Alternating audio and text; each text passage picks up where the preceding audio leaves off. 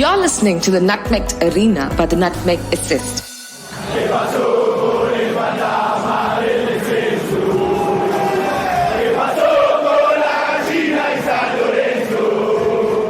Hello and welcome to another episode of the TNA podcast, brought to you by the Nutmeg Assist. Myself, Ritvik, the host for the show, and today I'm joined by our special guest, Stephen Brandt, who's written a book on Boca Juniors very recently. I definitely think you should go ahead and buy it because he's a really good writer and he's an amazing guy as well. So, welcome, Stephen, to the podcast. Well, welcome. I mean, it's fun. I'm glad to hear you on this end instead of all the massive amounts of messages and emails you and I send back and forth to each other 3 or 4 times a day almost. And we're on completely different sides of the world at this point. Yeah, absolutely. It's like a 10 hours difference, I guess, from the US and India. Oh, yes. Yeah, obviously. So, Stephen, I hope you're doing there. You're doing well there with all the COVID and the stuff going on, the pandemic. I think the votings also began for the elections.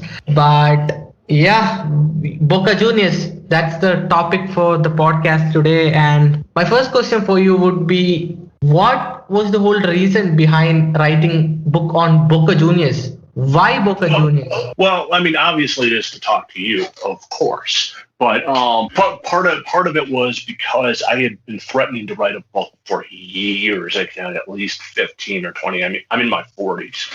So when I started writing this, I'd gotten to a point where I had really much written a lot of history over in Europe, and I didn't see much outside of Tim Victory in South America that was in English. So I looked around, and there's still mounds and mounds of stuff you can do in South America. But it stunned me when I started doing this how little on Boca Juniors there was in English. I mean, they don't even have an English account that they use. Now, I mean, my friend down in Staten Island, Gabriel Aguero, has a website, a blog, and he has a blog, website, and a podcast about this. But I really started before he did the book. I mean, did the blog. But I wanted to get something out that was an introduction to it, and it just felt when I started looking at the team, I had to sit on it for a month just to see if it felt good, because I didn't want to be that American that is famous team, has lots of trophies. I'm now the lifetime fan of them. Woo! Yeah, and this was one of our patron questions, to be honest, from Dieter Van Gogh, one of our patron. But since you've spoken about, why or what was the motivation behind writing a book on Boca Juniors, my second question probably would be, it's a club with, a big history. There've been, great footballers from this football club. I guess it was, I just read this somewhere in an article where they said that Boca Juniors used to kind of buy a lot of players pre-1980s or, pre those period where River actually got the better of them mostly, and River used to dominate. But since then they've started building their academy and stuff. So Diego Maradona, one of the greatest footballers of all time, probably or arguably the greatest of all time as well. I know a lot of people will pitch in Leo Messi, Pele, Cristiano Ronaldo, but that's why the word arguably stands there. But players like Diego Maradona, Riquelme, Carlos Tevez, Ever Banega was part of the youth academy as well. So you have players like this coming into Europe or being a global icon in football. So Stephen, in your opinion, who do you think were some of the, obviously there will be best players, there will be some underrated players who are not known by a lot of people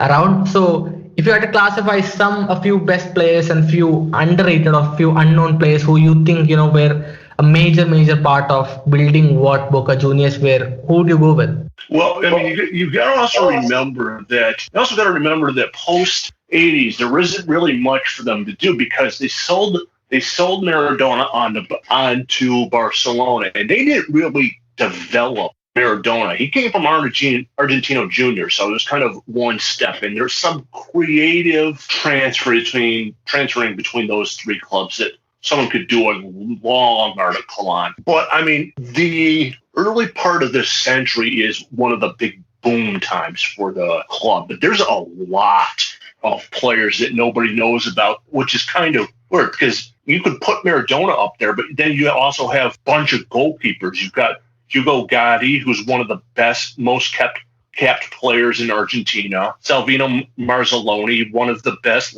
left backs in South America history. You have Antonio Rattan, basically a midfield destroyer at that point.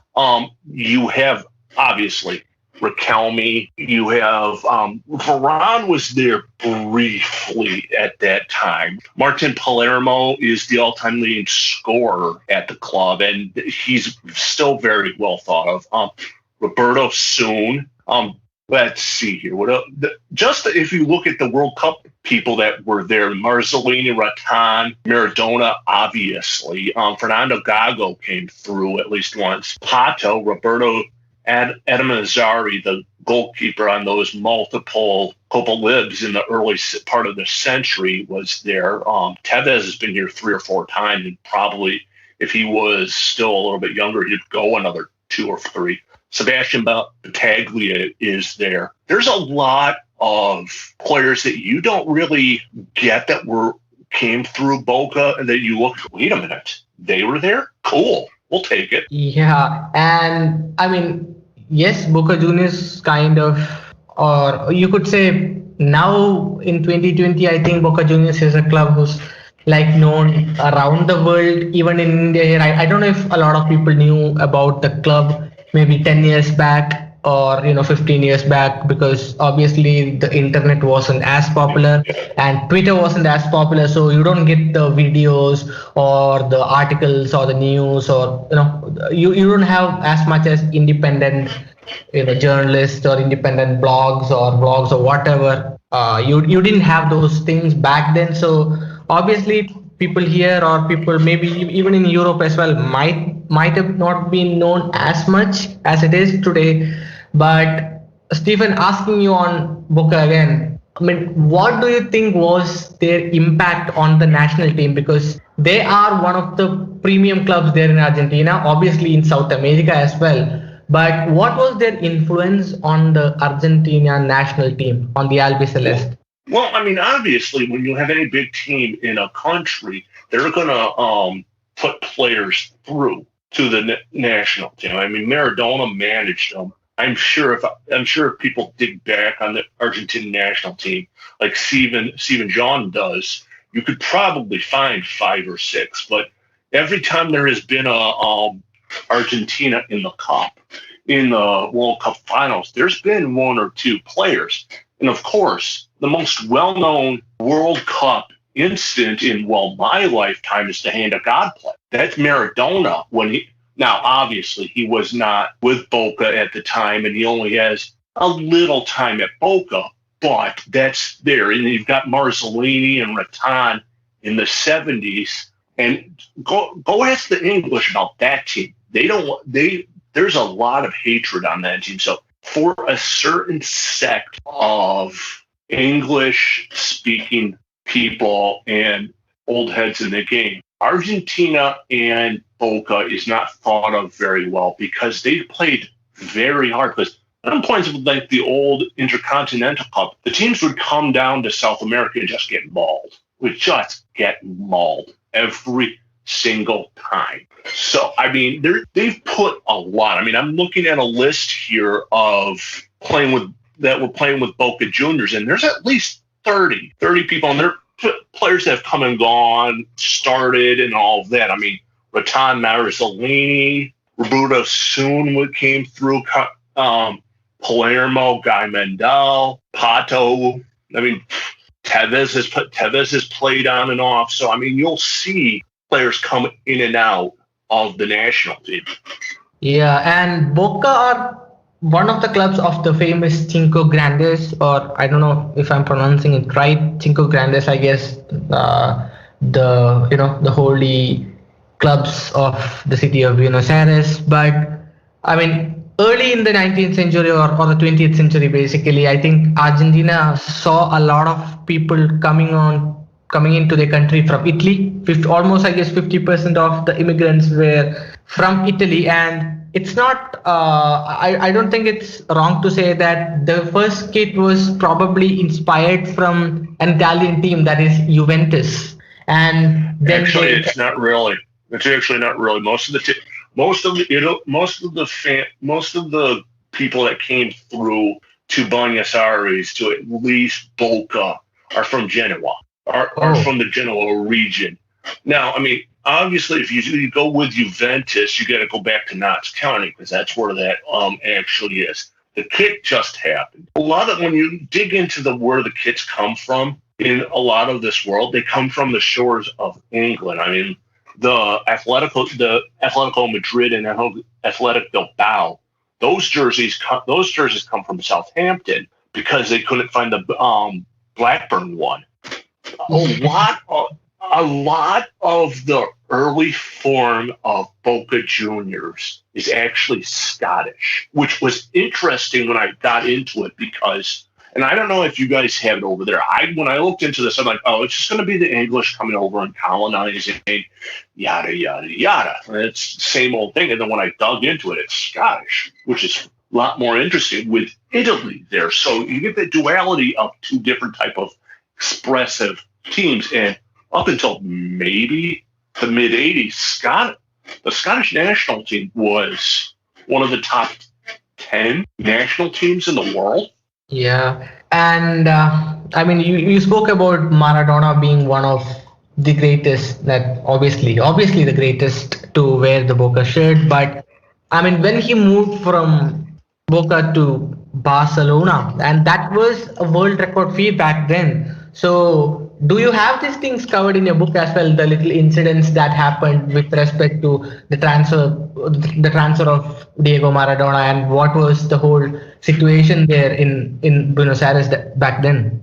I mean, as far as bringing him over, well, I mean, it was obvious from day one that he was going to go big. He was going to go big, and you're looking at Barcelona coming out of the '70s into the '80s.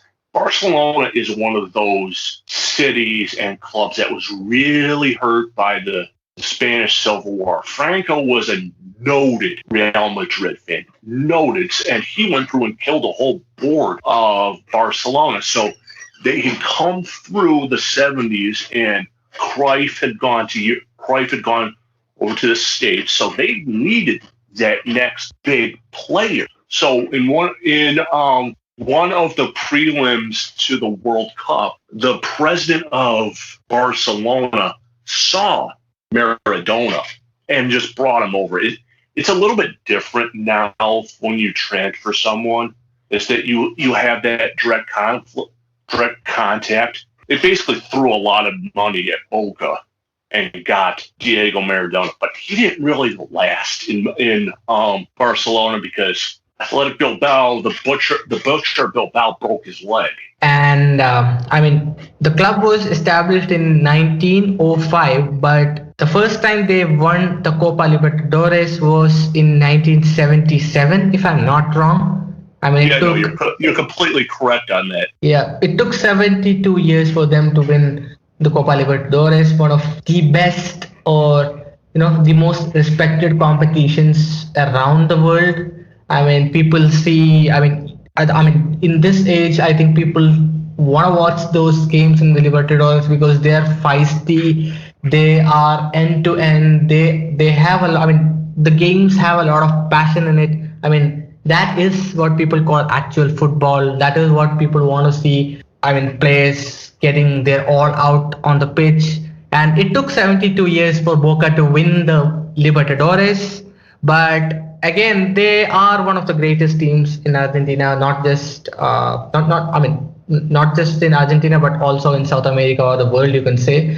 And their whole rivalry with River Plate or River. What was the reason, or how did it actually form? How did the rivalry actually form?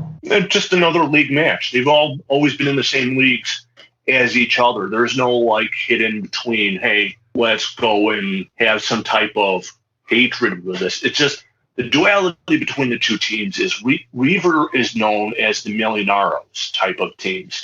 They always have all the money and all that. And Boca is in a really bad area, Buenos Aires. They are known as I'm going to be put it nicely, the excrement collectors, to put it nicely. So it's the good versus bad. And there's been a lot of great clashes there. There have been stadium disasters like everywhere else. I mean, the Old Firm Derby, there's been at least 3 up there. So it's been pretty even on and off. And it's just been recently when the last board for Boca really stopped caring about the team, where River started getting an upper hand, where they were winning Copa Libs. They have that good manager, Gallardo, that should go to Europe so that River can go back to being boring again. Yeah, and I mean, it wasn't always merry or a merry-go-round for Boca as a club. I mean, especially the finances, because they had a lot of economic struggle as well in between. I think there was a time when they couldn't even pay the fee or the transfer fee that they had to pay for signing Diego Maradona. I don't think they could completely pay that, and they had to in the end sell him. Then that was one of the reasons why I guess they were they were actually under pressure to sell Maradona so early. But again, there was a huge economic struggle, like I just mentioned, and there was change in ownership and stuff like that. Could you actually enlighten us a bit on those particular incidents? Well, as far as changing ownership, it's kind of fun. I did a pod about this about before COVID hit and shut everything down. Is that the members? If you're a member of the socios, you get to go and support and vote for it. And it's weird, is that Maradona really doesn't have much to do with Boca anymore. He will throw his name in every now and then, but Riquelme is one of the vice presidents, and he's the face of the club at this point. He's not the president. He's many steps down, but they use him as a face, and he can go in and still get players to come in because, hey, he's not that old, and we have come to see him. Yes. I mean, obviously, Riquelme is one of those players who was underappreciated at one point of time in his career. I mean, he was one of the greatest or one of the most gifted footballers ever to step out on a football pitch, but obviously underappreciated because of a number of reasons. Another Boca legend. But talking about ownership and management, Oscar Tabarez, the Uruguay national team coach, who is a living legend, he was actually appointed by Boca in 1993. So, I mean, what was the whole situation under Tabarez's spell for Boca? It was not one of the world great ones, because he was there and stabilized the team. But as far as when you're talking about great managers there, you got Carlos Bianchi, you've got a couple of the former managers through Athletic Club. I mean, Tabarez is still around, which is amazing, because every time I look at him, he looks like he's 100. But he did stabilize it for a bit, because once everybody started leaving in the late 80s, you had to get more players through. So, I mean, the 90s were weird for a lot of people, and that's when they started getting Palermo, Pato, and a lot of the big teams that started the ascension in 2000 all the way 2007 almost. And I mean, I'll just go to another patron question here from Peter Van Gogh, a patron. So he wants to ask you about your Boca Juniors 11 of all time. Oh, that's always fun to look at. That's always fun to look at here. The problem with doing something with Boca Juniors is that you're going to leave a lot of people out, and I'm really uneven with how I view Maradona. But let me go through roughly what it is. And I'm generally a 4-3-3 guy. So I'm going to start it back. The goalkeeper is Hugo Gotti. He's the guy that helped win the 2 Copa Libs back in the 70s. Well-known goalkeeper. He went to cup finals with Argentina. He's a lot of fun. I've written about him all over the world. Yeah. On the back, you got Carlos Sosa, Hugo Ibarra, Roberto Mozo, and you have to put Silvio Marzolini because best left back in the world. He came back and coached Maradona for a year in the early 80s. Then in the midfield, you got the destroyer and Antonio Rattan. Boy, English are going to love that one. Sebastian Battaglia, one of the most decorated and great scorers the club has had. Riquelme, of course, because Riquelme was a midfielder and he didn't really sit in some specific role because he was kind of slow and small. Up front, this is going to be weird because I have to do this. You're going to have to put Maradona up front. You're going to have to put Palermo up front, and this is the weird one. I'm going to give it Tevez up there. Tevez has been there on and off so long that you got to remember he predates a lot of different people, and he's still hanging on. So that made me have to drop Roberto soon, who helped win titles in the 70s. But let's go with that. Yeah, and I mean, I heard another funny excerpt. I mean, this is actually from an article one of our writers, Rishikesh, wrote on Boca, on our website. So in the early 1920s, I mean, Boca had actually made a European tour. I guess it was the first European tour when a wealthy fan named Cafarena helped them in funding hospitality and a lot of stuff, and he is one of the most fondest or he's remembered actually very fondly by the club since then, and they have even they even have deep relations for him even now. They kind of call him the 12th man. So do you know much about the story? Yeah, well, I mean, there's a whole chapter in my book about that 1925 trip, because that was really one of the first articles I wrote on Boca, is that, and people got to remember, for teams to travel in the 20s, it was not easy. You needed money, you needed contacts over in another side of the world, and you were on a ship for a very long time. So they got overseas, and they played pretty decently, but they're this really first South American team to come over to Europe. And not many people knew how to take them. It's the same thing we see 40 years later when Pele starts traveling the world. I mean, we've seen the articles about him against Plymouth Argyle where people are like, who is this guy? So, I mean, that's still well known. It helped fund the club for a while because they brought back money too. So I mean, that early 1920s type of stuff is a lot of fun to look at. And I mean, you spoke about Carlos Bianchi before, and he's definitely one of the most successful managers in Boca's history. I think winning the Libertadores thrice and also winning the Intercontinental Cup, or the Club World Cup as we call it right now, twice. And in that run, his team actually beat the Real Madrid side of the 2000 and the AC Milan side of Carlo Ancelotti, the 2003 AC Milan side, on penalties as well. So they've been a very solid, or a very strong team, even in the intercontinental level, I would say. I think they've actually won the Intercontinental Cups a lot of times. I'm not sure exactly what is the number, but they are again another force when it comes to the intercontinental stage.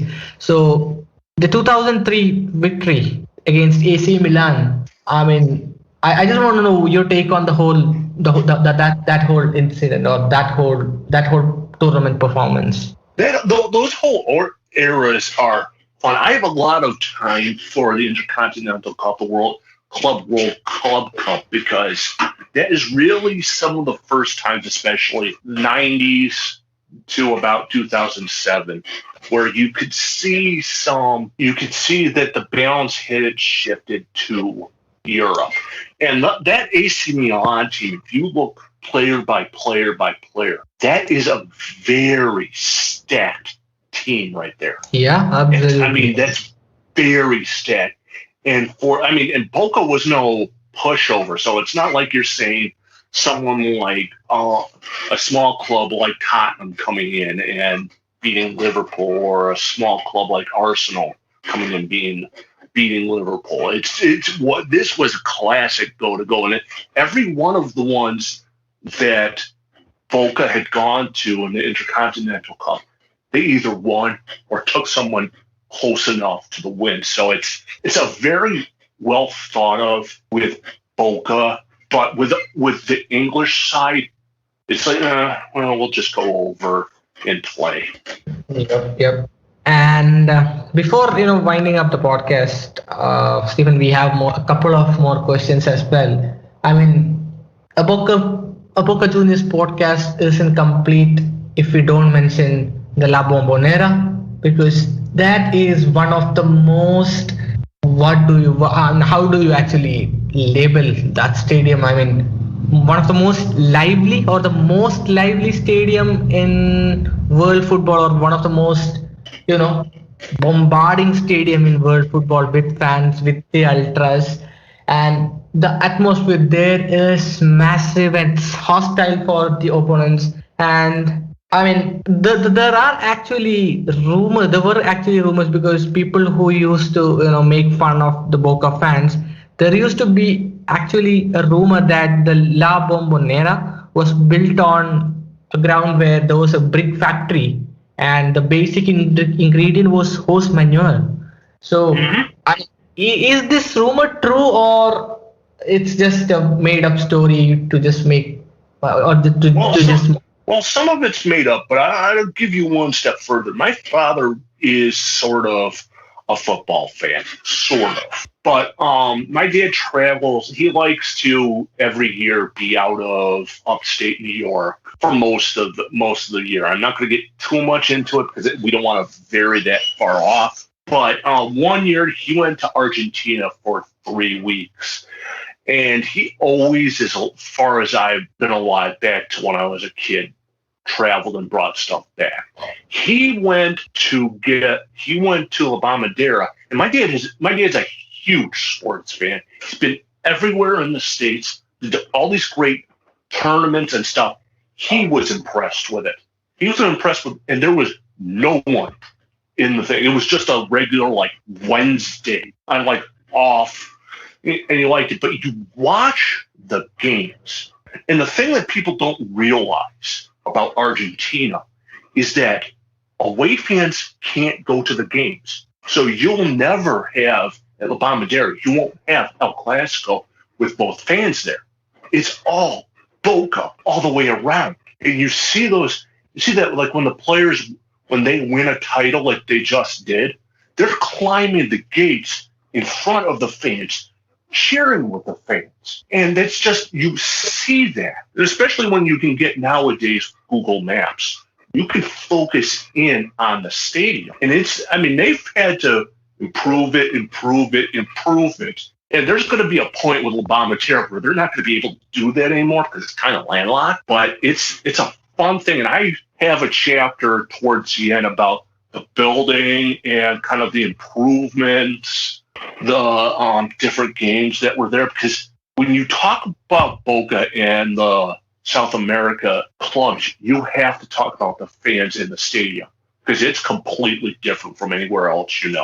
Absolutely. I mean, this can be actually said about South American football in general as well, to be honest, right? Yeah, especially with one of the things I'm working on for the next one is that it's the same way. It's the same way for all of the ones down there, and I'm just loving the South America feel of the sport. Yeah, what's there not to love in terms of football? Because it's all, whatever articles I've actually read till date, and I've not read a lot of articles on South American football. I'm just getting myself dug deep into South American football.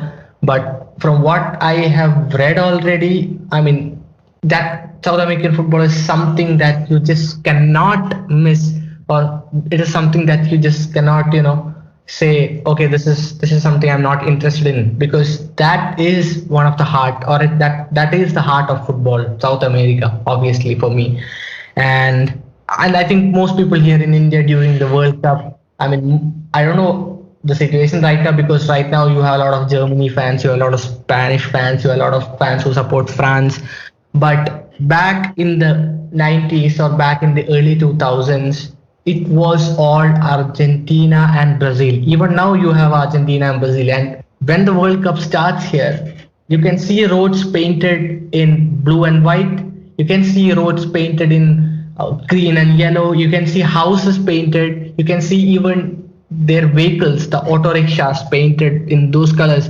I mean, South American football lives and breathes around the world, and I think obviously yes. When it comes to international teams, Brazil and Argentina, it's supported all around the world, but I don't think you have the same support for the clubs, because I mean it's obviously because of the reachability or the transparency that people have with respect to South American club football. But I definitely think in the future you will have more and more people learning about the South American clubs, and maybe also supporting a few of them. So obviously it's for me, it's South American football is definitely the heart of football.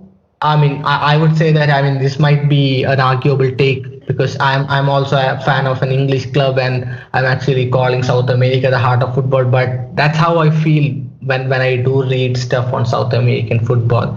But finally, before ending the podcast, Stephen, one final question from our patron, Dieter Van Gogh again. Right now, who do you think is the biggest talent at Boca Juniors? Who do you think might make it up top in Europe or be the next big thing? There's not going to be for a while. There's not going to be for a while. Here's the problem. The last big one was supposed to be Christian Pavon, and he fell apart after one of the World Cups and is now in MLS. Yes. In Argentina and South America, you do not get the chance to develop someone that fast, because once they scout, and these European clubs have scouts already in South America picking players out from like 15. Heck, Messi was picked out at 12 over to Spain. So, I mean, you got like Artur came over at like 17. So, I mean, Boca's got a great academy. It's got a great academy. It's, again, another article, another part of the book. And they really developed the whole thing. But you don't know. I mean, 5 years ago, how much did we know about Kylian Mbappe? So there could be 4 or 5 people in the academy that could be going right now. It's cyclical down there with Boca. I mean, Villa and Eduardo Mas could go over and be bit players, but there's always players leaving Boca. I mean, one of the Reynoso just left Boca for Major League Soccer. So at that point, you're not gonna get a massive player anymore. It's gonna be more like when Maradona left. He's gonna hit really big in a small club, get the year or two, or really 18 months, and then go. It's what it is. So I mean, that's what Brazil is right now. I mean, none of their national team play in their country. Argentina doesn't either. So it's just find someone and bring them. I mean, that's why some of those teams, when they fall apart after that big cycle, people are surprised. Let the players develop and then take them. Yeah, that's actually a fair assessment, to be honest. I mean, Christian Pavon was touted as one of the next big thing, but again, I mean, there are so many youngsters who get tipped as the next big thing, or the next Mbappe, next Messi, next Ronaldo, next whatever, but they don't make it because of a lot of reasons, obviously. So yes, I mean, I think it's probably fair to say that, I mean, you can't expect anyone for a while. So yes, that brings us to the end of this episode. Thank you so much, Stephen, for coming on to the podcast. It's been a pleasure speaking to you on Boca Juniors or football in general, because I mean, whatever articles you've given us for the Nutmeg Assist, which we have up on our website, they've been really good. It's been always something which honestly, I've never known before. I've read Hugo Gatti. You wrote an article on Hugo Gatti. I didn't know who Hugo Gatti was before that. You wrote on the Basques in Mexico. I didn't know of that before. I think most people here didn't know of those incidents. So it's always insightful when it comes from you. So it's been a pleasure speaking to you on this podcast. Yeah, no problem. I mean, I like to at this point. And the problem with great places like these football times is that they will dive into good things. But there's so much more out there that nobody knows about. That we're in a real nice era for long form journalism in the sport, and I half want to get out of writing just to read it, but that itch to write is still there. So this is not going to be the last book you guys get from me by a long shot. Definitely. I mean, we expect more and more from you, obviously. And also, with respect to the podcast, I mean, it's a shame that my co-host Chris is off today. He's actually off because of some emergency. So it's a shame that he isn't here today because he would have enjoyed this a lot. But that's that, and hope we can have you on a podcast again soon. Oh, you will. You'll get me again. Don't worry. Yeah, definitely. So that's it with the podcast. Thank you to all our patrons, especially for trusting us with our content. We have more and more stuff coming out. There is a special duo or a double article coming up on in the last 10 days of this month on our website, which is focused on a specific personality, and it's going to be a little bit different as well. So keep up, or stay tuned, because that's going to be something really interesting. It's going to be a really interesting project that we're working on. And finally, thank you to all our listeners as well for tuning into the podcast as usual. Until the next episode, bye bye, take care.